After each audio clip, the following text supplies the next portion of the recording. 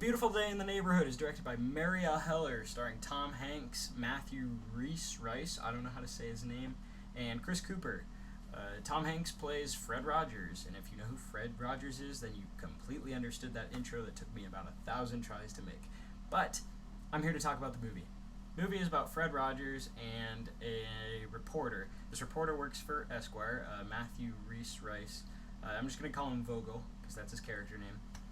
He has to do a profile on Mr. Rogers during a kind of I guess not even kind of, just a dark time in his life. He's not in the best relationship with his father. He doesn't stay connected to his family very much.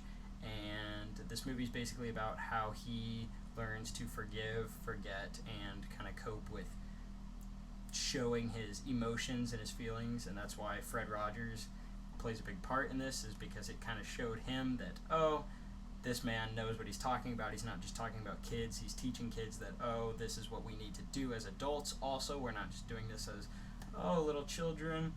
And I really like that. I mean, obviously, everyone liked that. He made like 30 years worth of a show out of it. So there's that. But this movie is great. I gotta say that. Tom Hanks is absolutely fantastic. Gonna be honest, I was a little nervous knowing that he was going to be playing Fred Rogers. I mean, I just didn't see Tom Hanks and the Rogers face next to each other. They look completely different. And about 4 minutes into this movie, which is it's like an episode of Mr. Rogers' Neighborhood, but about 4 minutes into this movie, I completely forgot what Mr. Rogers had looked like, and I saw Tom Hanks as Mr. Rogers. Like, he became him for this role. Absolutely fantastic casting on their part. Really well done. The best part about this movie is probably the beginning. I mean, the first half, I should say, because it feels like an adult episode of Mr. Rogers' Neighborhood. He comes in, he does his intro, he sits down, and he tells you, "Oh, this is a picture board," and you're like, "Whoa!" Like, it's goofy, but it's kind of funny how that just made you feel in the theater. At least I felt like that. I was also the only person under the age of 30 in this theater. I know it's not a movie for teenagers unless you care about Mr. Rogers and a drama about someone's life, but I like doing movie reviews, so here I am. Anyways, that's the best part of this movie. You see it unfold like an episode of Mr. Rogers' Neighborhood, and it makes you feel like a kid again because of the way he talks to you.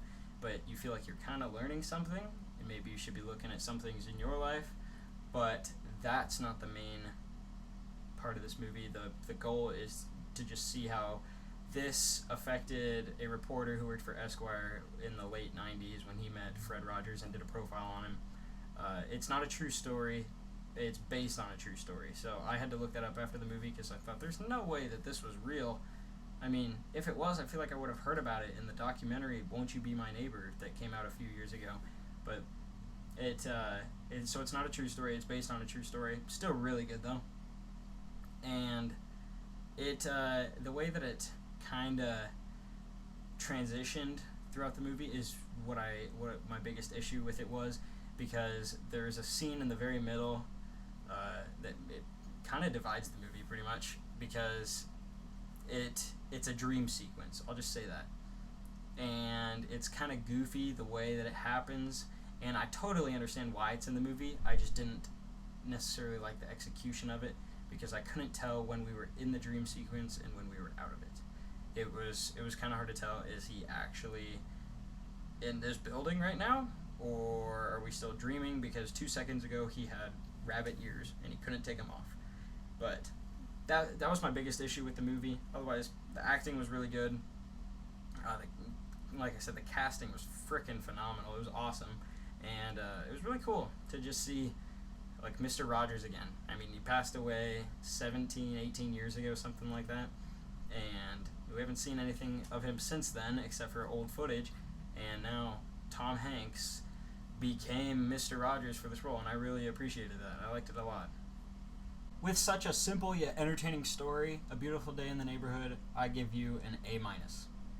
Go see this movie. It's a very good movie, especially if you've seen Mr. Rogers' Neighborhood. Even if you haven't, I'd recommend seeing this movie because it has a good message to it, and it always feels fun to kind of make you feel like a kid again, and this movie does that. It doesn't make me feel like I'm watching a Disney Pixar movie because it has a message for kids that adults will understand, or that's what his show did.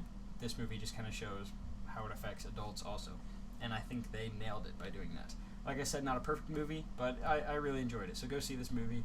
Final thing, I have 2 movies I am seeing either tonight or on Sunday. I know for sure I'm seeing Knives Out tonight. I get to see that a week earlier than it's supposed to come out. And Parasite. Parasite has been out for over a month. I haven't seen it yet. It hasn't been in my town at all. It finally came here today, and I get to see it. I don't know if I will have time to tonight with Knives Out, but I'm going to try. And I can't wait to see either of those movies. I hear they're great. That's all I know about them. Actually, I don't know anything about Knives Out. Obviously, I've heard stuff about Parasite. It's been out since early October, I'm very sure. But I'm looking forward to seeing it.